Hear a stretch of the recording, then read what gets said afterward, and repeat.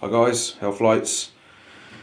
Just thought I'd let you know what's going on, breeding update as such. We're still relying on this lamp because we've got no electricity in here at the moment, but when the house has been rewired then we'll get the electricity back on, but it'll do for now.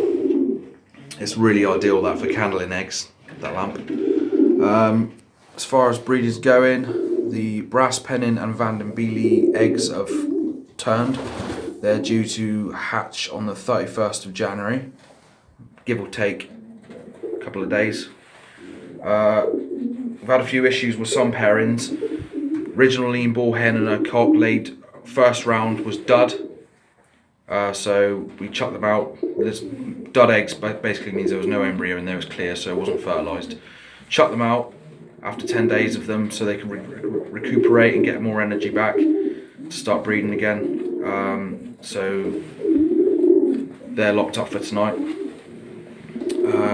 Bridget and his hen, she's laid her second egg, so that was today, her second egg.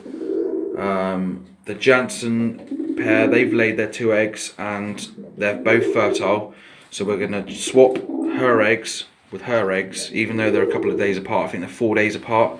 She laid her last egg on Friday last week, and her last egg is today, so it's Wednesday. It's about 5, well, it's a few days apart, so hopefully it'll be fine. They won't reject their young ones, hopefully, so it's just a chance we're going to have to take, because we don't want to rear anything from him, but we're definitely going to pair her up in the future, have some laybreds out of her.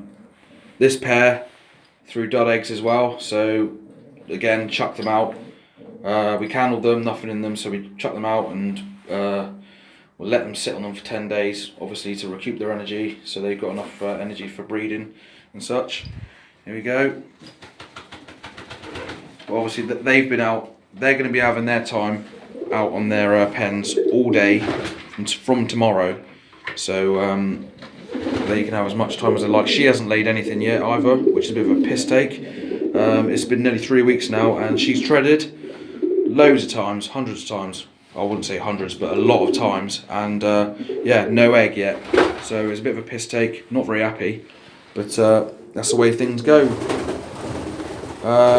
So obviously if she doesn't lay eggs, then I will be contacting the stud where I got these pigeons from, because we've got about £700 worth of pigeons in here, and so far we've only got 2 rounds of fertile eggs out of 6 pairs. But hopefully with a bit of luck, their next round will be fertile and their next round will be fertile. It could be down to a number of things. It could be a temperature, because Cornwall was very cold at the moment. It could be down to inexperience. These guys are first time pairs, so it does happen. I've asked my father, but the only thing my dad said, he said it's never happened to him, so it doesn't happen to a lot of fanciers, but some fanciers it does. So yeah, we just have to wait and see. So what's happening is they're all barred up and they get a whole day now. I was giving them a few hours each, but they get a whole day now to go out and tread, apart from the ones that are on 2 eggs. So they stay penned up for now until they hatched out young ones, and so will the Jansen pair and those pair as well. Once we swap the eggs, they'll be allowed out again. We barred these sides up for a couple of reasons. We noticed when we actually barred them up, well, before we barred them up, sorry, the Jansen cock wasn't sitting on his eggs, because all he wanted to do was fly down on the floor and chase his hen around when she was getting driven by other cocks. So we put this barrier up so he couldn't see her on the floor, and it did work. But we're keeping them penned up because I want to make sure that those eggs are good. They are both fertile, so we're really looking forward to that pair. So yeah. And another thing is, obviously pigeons like a bit of privacy, so it's good for them to have a bit of dark. Pigeons in the wild, they try and find somewhere nice and secluded to lay their eggs. So yeah, obviously breeding isn't going as perfect as I want it to be, but we're all right. We'll be fine. We're going to be getting the young bird loft up soon. That's going up the top of the garden. That's going to be brought down here and erected within 3 or 4 weeks. So everything's on track. I mean, it's not too bad to have young ones that are of a different age, because at the end of the day, these guys are going to be these chicks are going to be a lot older than the rest of them, but when they start flying around and grouping, it'll give the other ones a bit more confidence to get up with them.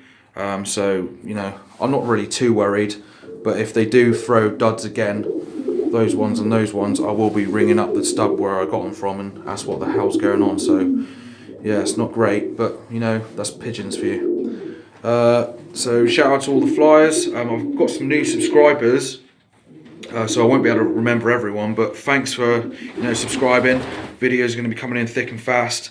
Racing, building lofts. I bought an ETS system for us as well. Bricon cost us £375, but you know, ETS is a lot better than the manual system, because you can time in, you know, 10, 15 pigeons at once. So yeah, a lot of videos are coming in thick and fast. I will do an update on the ETS system.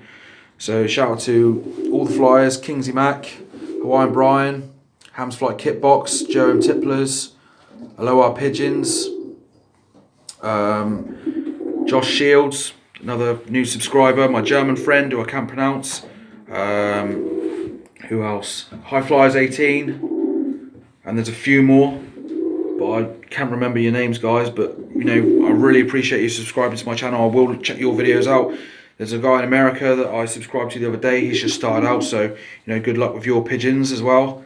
And he's commented on my videos, but I can't remember off the top of my head what your name is. But you know, I really appreciate you guys subscribing. So cheers, guys.